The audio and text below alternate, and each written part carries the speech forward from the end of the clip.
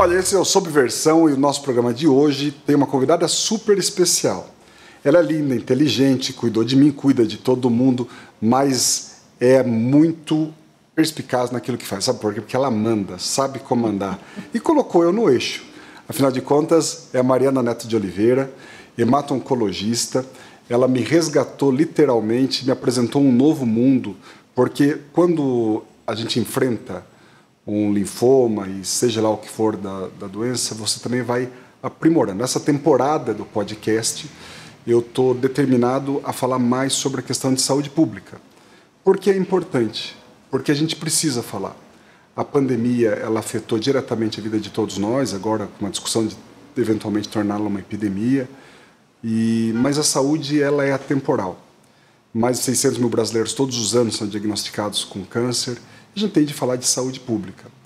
A Mari, ela é a capitã, uma capitã do bem, capitã da medicina legal, ela que faz realmente a diferença. Para mim, uma super honra estar na casa da Mari, conversar com ela, porque se existe o dia de hoje foi sob sua condução, foi sob sua mão, sobre toda a equipe que ela coordenou, que ela direcionou. Então, Mari, primeira coisa, eu acho que eu tenho que você que é médica, uma cidadã super atuante, você que é exemplo, você lidera pelo exemplo, meu sentimento inicial é de agradecimento para você. Porque a gente que é paciente, às vezes passa a doença, a gente fala que passou tudo, mas não passa. Na minha vida, eu acho que eu tenho marcas muito importantes, e assim como pessoas que estão enfrentando eventualmente a doença nesse momento, ou que tem algum familiar, e a relação com o médico foi e é essencial. E você é muito mais do que um médico, que é amiga, companheira, só não foi madrinha de casamento porque não quis. Agradeço vocês estarem aqui, é um prazer para mim ter você na minha casa. Isso é quase uma Ana Maria Braga. Sofá da Hebe. Sofá da Hebe, todo mundo sentadinho aqui batendo papo, então agradeço por você ter vindo, ter me convidado. E por ter feito tantos elogios e não ter falado que eu sou brava. Fiquei com medo, porque eu sei que depois, quando acabar de gravar, eu não vou ter prova. Você sabe que eu fiquei muito... Quando eu pensei em começar esse podcast, para mim foi a primeira pessoa que eu pensei, foi você. Foi a primeira pessoa que eu fiquei com medo de chamar. Foi. Tá vendo? Porque eu falei assim, Mari... Tanto é que a Nath falava, você já falou com a Mari? O primeiro nome estava na lista, Mari.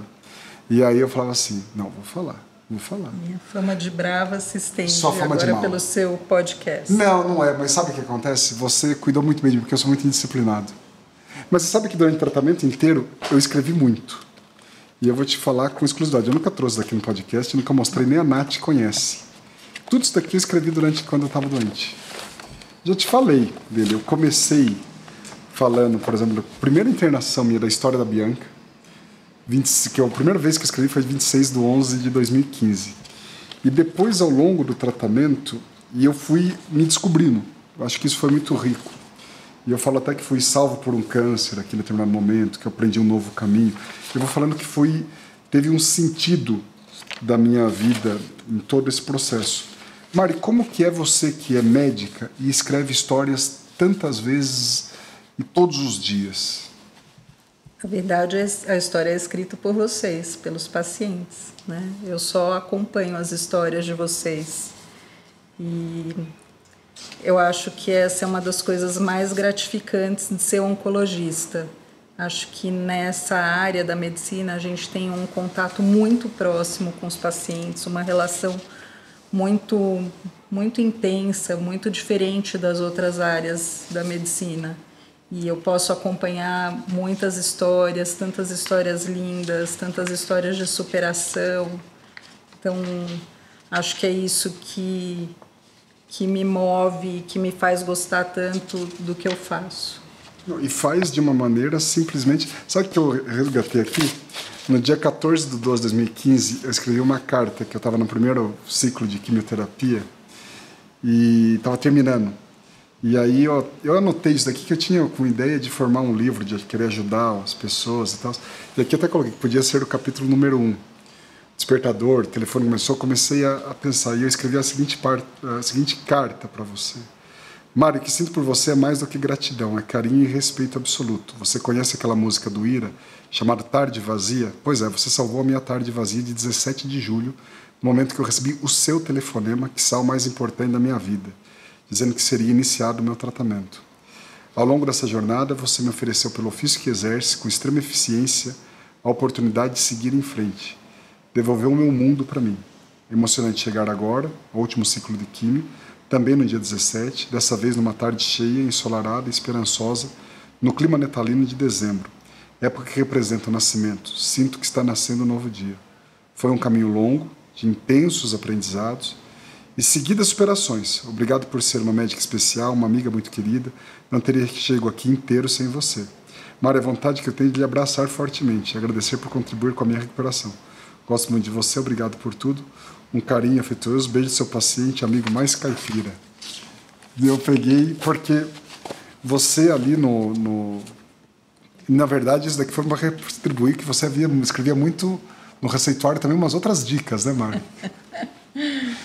A gente, durante o tratamento, esquece que não precisa receitar só remédio, prevenção, remédio para enjoo. A gente esquece que as pessoas têm outra, né, têm uma vida fora do hospital e precisam se divertir, precisam ter momentos agradáveis com os amigos, com a família. Né? Não ficar preso naquilo. Não ficar só preso, viver só a doença. Eu não fui um paciente que dei muito trabalho, daí?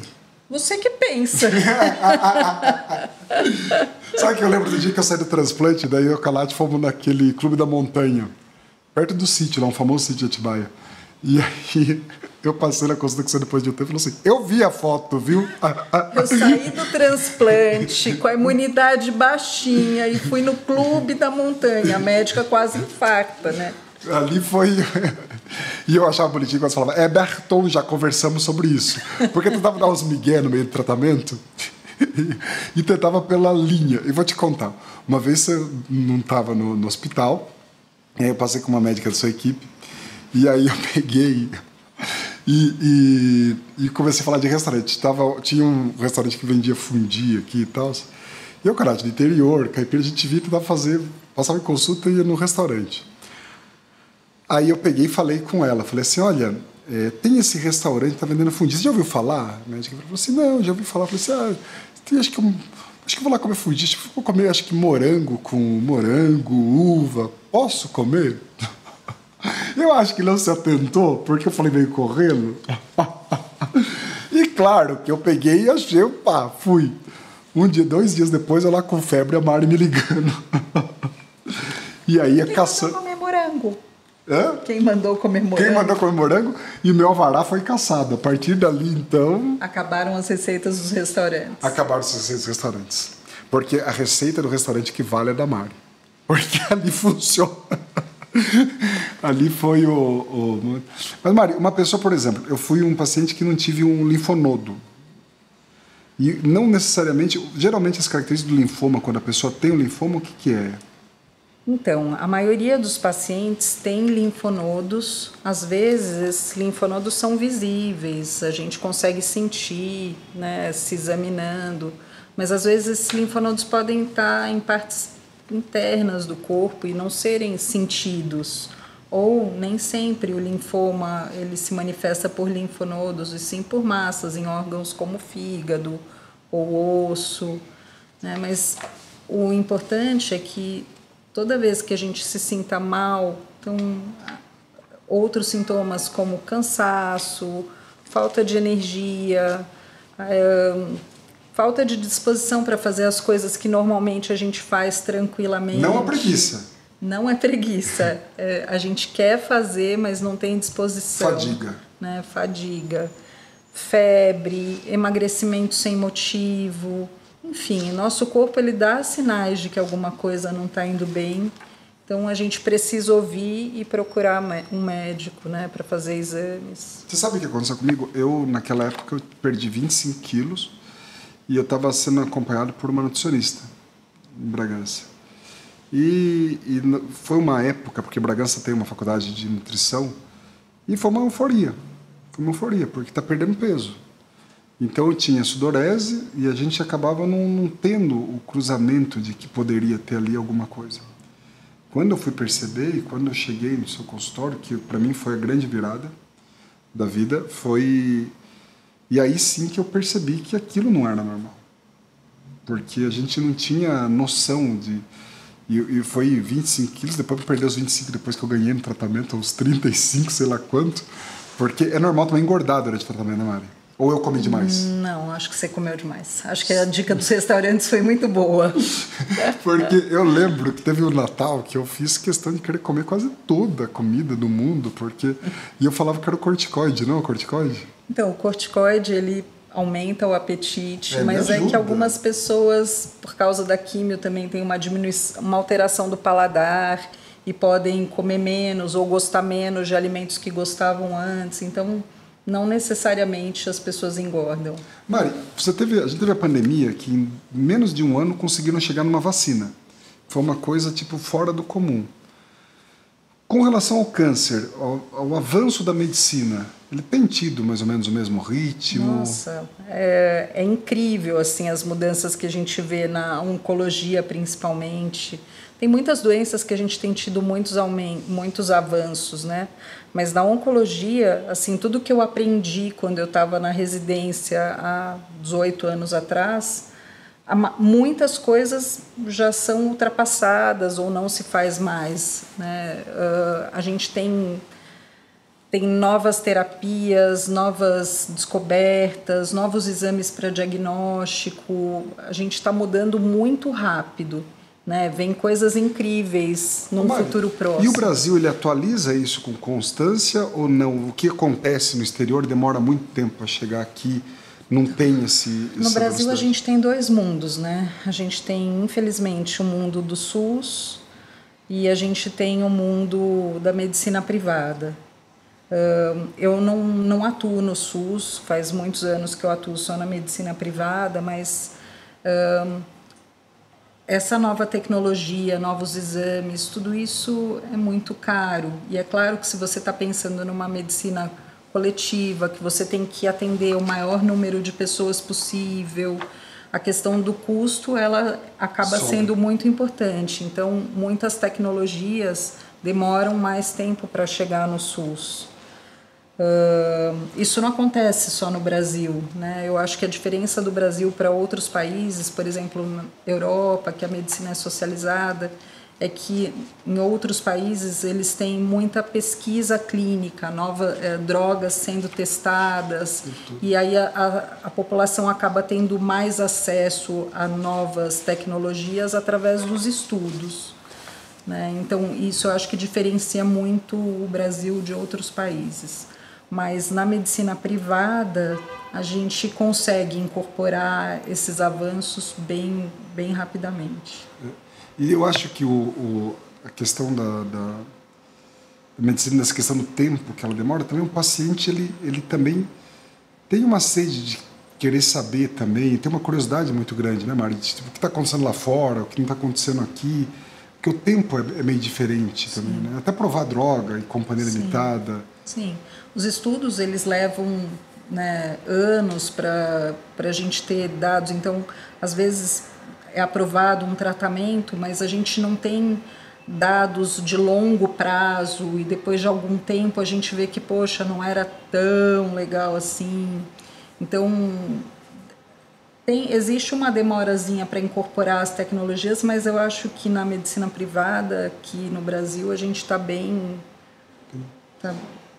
Não, e ao mesmo tempo é muito interessante, porque esse mundo da imunologia também parece que chegou agora para realmente revolucionar essa parte, né? Sim, gente, é incrível, assim, agora a gente tem tratamentos em que a gente consegue modificar as próprias células do paciente para atacarem o câncer. Tem no Brasil isso já ou não?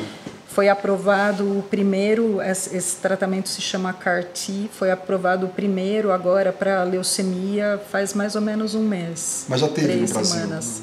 Então já teve um em Ribeirão Preto, alguns casos em Ribeirão. Acho que foi de linfoma. Foi um paciente com linfoma, mas em Ribeirão eles desenvolvem o próprio CAR-T, né? A própria célula, tudo é feito lá em Ribeirão, então é bem experimental.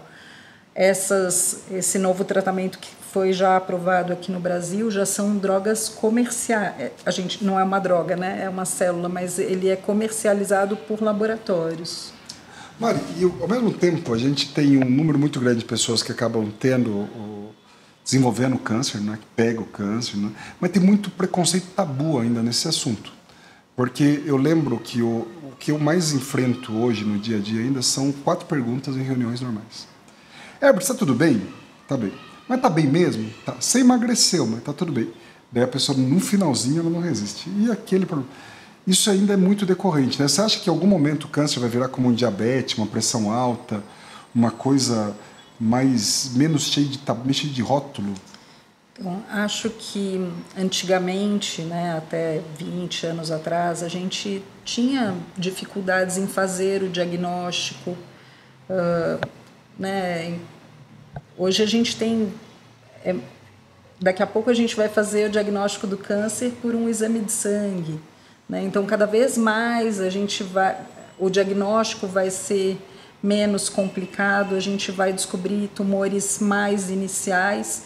E é claro, quanto mais inicial o tumor, maior a nossa chance de cura.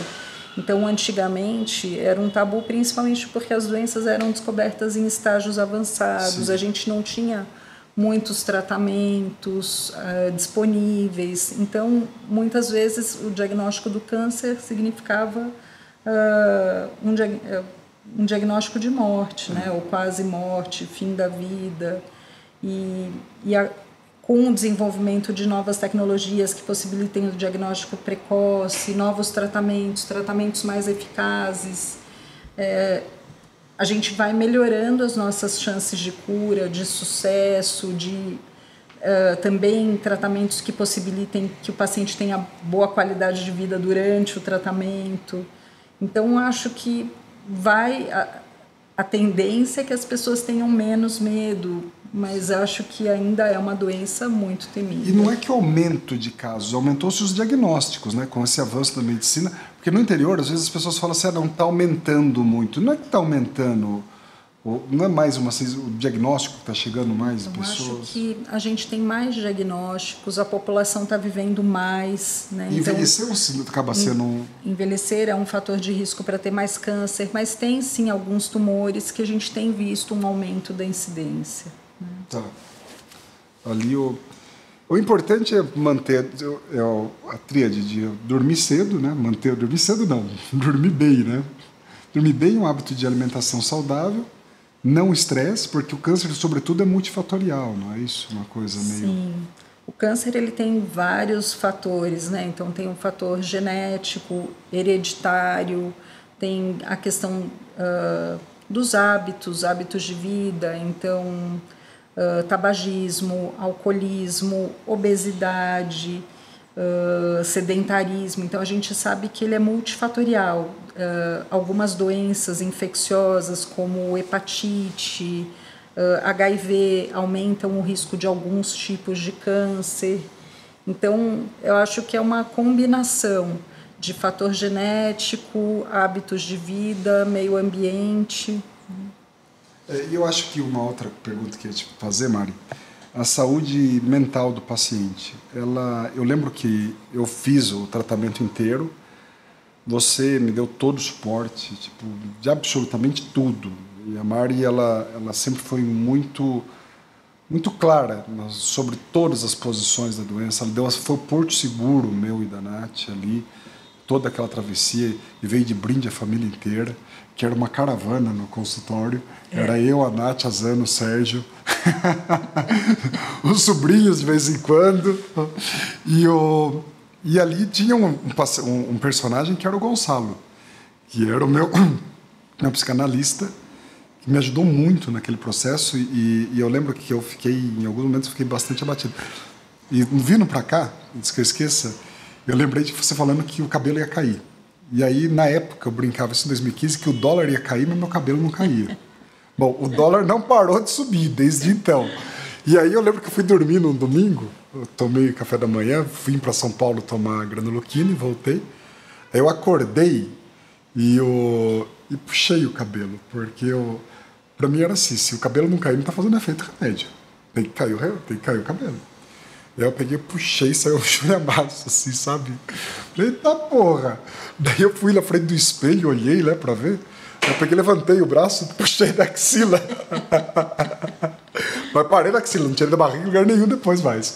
Aí eu virei, saí, né, desci, falei assim, gente, tá saindo cabelo. Mas e a saúde mental é determinante para tudo também nesse processo. Embora não tem como não ficar abalado, porque é o que você falou. Tem muito a sentença de morte. A minha mãe, por exemplo, não fala a palavra câncer. Tem gente no interior, às vezes, que fala que é a doença do caranguejo, o signo do caranguejo, e como se fosse atrair, enfim, são superstições, sei lá, crenças deles. E eu lembro que durante o tratamento eu sempre procurei ver o copo meio cheio algumas vezes, e até porque eu tive uma condição muito privilegiada. Para mim, ter você foi um privilégio fora do comum.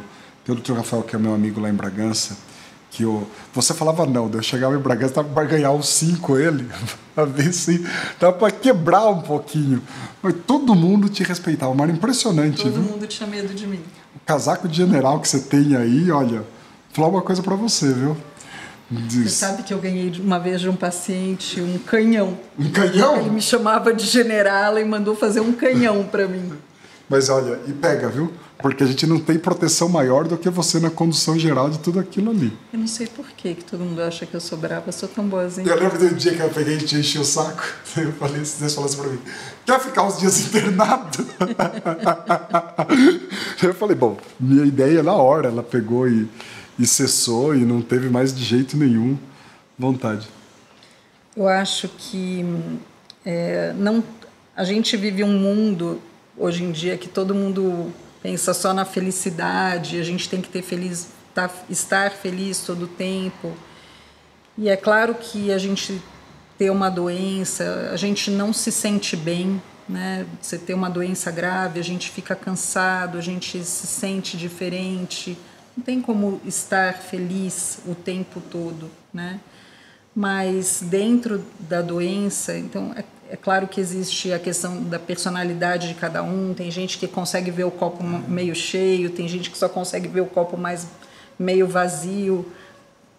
Eu acho que isso não é um problema, né? Acho que a gente precisa sim estar atento ao sofrimento das pessoas. Então, é claro que a doença traz um sofrimento enorme. Às vezes o sofrimento é um peso muito difícil de carregar, né? Então a gente tem como ajudar com medicamentos, terapia, e tem gente que vai precisar, tem gente que não vai precisar, que vai ver sempre o copo meio cheio. Não tem uma receita, mas eu acho que o importante é a gente saber que pode contar com outras pessoas, né? Que a gente tem formas de ajudar a diminuir o sofrimento durante a doença. Não, e tem pessoas que têm medo de falar com o paciente que está doente, alguma coisa, com medo de...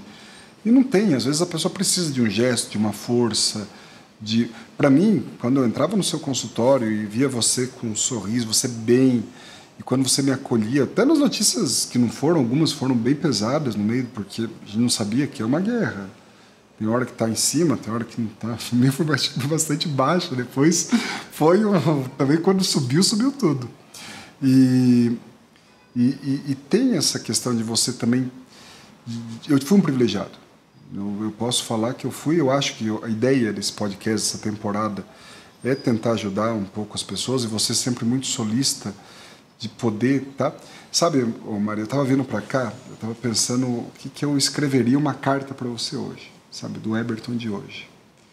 Porque desde quando eu te conheci, eu acho que eu era um moleque muito teimoso, eu acho que eu não tinha noção exatamente do tempo, da vida, das coisas, e se eu fosse escrever uma carta hoje, ela não seria de agradecimento só. Acho que o agradecimento ela foi uma parte muito importante, mas eu acho que encher o pulmão de ar, poder ter construído meu núcleo familiar junto com a Nath, com as minhas duas pugs, a cachorra número 1 e a cachorra número 2, eu poder estar aprendendo a ver a velocidade das coisas e de acreditar mais em mim, eu acho que a questão de poder ter mais confiança, isso veio muito do tratamento. Porque sempre as pessoas acham que o tratamento é o fim, que o momento ele não é de aprendizado. Para mim foi. Para mim foi. Porque eu fui acolhido naquele momento, eu tive o momento de poder parar e eu visitei os sentimentos mais intensos durante todo naquele processo. E eu não esqueço que quando eu estava indo com a Natália para internar para o transplante, e que ia para o transplante, tocou a música Será, do Legião Urbana. E para mim aquilo fez todo sentido. Sabe, a gente nunca... Acho que você tocou um ponto muito importante, que as pessoas... A gente fica sempre procurando resposta. Resposta para tudo. A gente tem o Google, que é uma facilidade tremenda. A gente tem o... A gente fala, não, vou procurar um Google para encontrar... Primeiro que tudo que você dá no Google, você encontra câncer, né? Dor de cabeça, câncer. A minha mãe resolveria com boldo, chá de boldo. Arnica, coisas assim. E aí e essa busca, porque eu sempre fui um cara que sempre tentei procurar ter controle e garantia das coisas. Controle e tal. E acho que essa cruzada ela me fez mudar algumas coisas. Mas a principal delas foi saber esperar. Eu acho que saber esperar foi aquela briga que a gente tem com o tempo no dia todo. Por exemplo, eu vou chegar aqui, peguei o trânsito e queria brigar com o tempo. É meu. Aí tem um pouco de ansiedade da minha parte. Mas ela foi uma revolução. Eu acho que, se eu fosse escrever a carta agora, seria mais ou menos assim. Mari, atravessamos o rio mais intenso, enfrentamos as tempestades mais intensas, mas todas elas passaram. A gente hoje tem um horizonte que desbrava em alguns momentos de calmaria, outros nem tanto, mas em todos eles eu aprendi duas coisas: perseverar e, principalmente, me motivar. É na esperança que nasceu a motivação, é da motivação que renasceu a minha fé, e é da fé que eu tento plantar por onde eu passo. Mas nesse caminho, que começou lá atrás, com uma revisão de lâmina da doutora Yara, sentado com você no consultório e expandindo além das paredes do consultório, pensando no horizonte para poder manter a vida, é que eu chego hoje, em pé, com o coração renovado, com a energia pronta para fazer valer a vida. Porque, sobretudo, venci um grande desafio, mas ainda há muitos a vencer. E esse é apenas um início. Que seria mais ou menos isso, de gratidão, porque você me ajudou a construir isso. Na verdade, eu acho que é humano que a gente nunca pense no nosso fim. A gente vive como se, né, nossa vida não tivesse fim. E a gente ter um problema de saúde grave, uma doença grave, faz a gente pensar mais em como a gente está passando a nossa vida, gastando nossos dias. Tem uma história, eu não sei dizer se a fonte é fidedigna, mas acho que do Rubem Alves, eu já li várias vezes essa crônica dele falando sobre uma tigela de jabuticaba. Quando a tigela está cheia, talvez você nem sinta tanto o gosto da jabuticaba, mas quando vai chegando às últimas, o sabor é diferente. Então você perceber que você está nas últimas jabuticabas pode fazer você dar mais valor para elas, né? E acho que não significa que todo mundo que está doente tem seus dias contados, não é isso que eu quis dizer, mas a gente pensar que a gente tem dias, né? Todos nós temos dias contados, que a nossa vida não é eterna, faz a gente valorizar mais a nossa vida e o nosso caminho e pensar mais em como a gente quer gastar o nosso tempo. Às vezes, depois que a gente fica bom, a gente esquece e volta a viver como era antes, com a tigela cheia de jabuticaba, e tudo bem. Não, e você sabe que eu pensava assim, Mari. Eu pensava, é bem isso mesmo. E eu pensava assim, quando eu eram 21 dias a químio, daí tinha um período que tinha um leucócito, né? Eu pensava assim, como que eu vou gastar esses leucócitos? Vou em restaurante, vou no cinema no meio da tarde, como que eu vou? E hoje, no meu dia a dia, como que eu administro tensão? Eu penso da seguinte maneira: tá me deixando mais ansioso, mais nervoso do que quimioterapia? Tá me fazendo mais mal do que químio? Tá, então não serve. A químio era para me salvar, para me proteger. Agora todo o resto não. Agora tá vindo uma participação mais especial do mundo. Aqui, o Snoopy. E Mari, eu acho que se a gente fosse dar um recado hoje, que você deu muitos deles importantes, e o espaço é todo seu, porque você é quem manda. Acho que o mais importante é a gente prestar atenção no nosso corpo, né? Prestar atenção nos sinais que ele dá pra gente. Às vezes a gente tem medo de ir ao médico, medo de descobrir uma doença. Eu falo que a gente ter medo não faz com que o problema desapareça. Então, enfrentar o medo, procurar atendimento médico, fazer exames e ter uma vida saudável, né? Procurar ter bons hábitos, cuidar bem do seu corpo, né? Afinal, é um presente a nossa vida. Eu acho que a gente tem que cuidar muito bem dela. É um milagre, né? Muitas pessoas falam. Mari, muito obrigado. Você é simplesmente incrível. Obrigado por tudo que você faz pela gente, por mim, pela Nath. E os seus receituários de vida ficam para sempre com a gente. Adoro e, olha, receitar restaurante e viagem. E vou te falar mais. Essa questão em geral, eu não me senti... A grande questão é que você me deixou muito protegido. E me fez aprender muita coisa. Obrigadão. Que bom. É isso aí.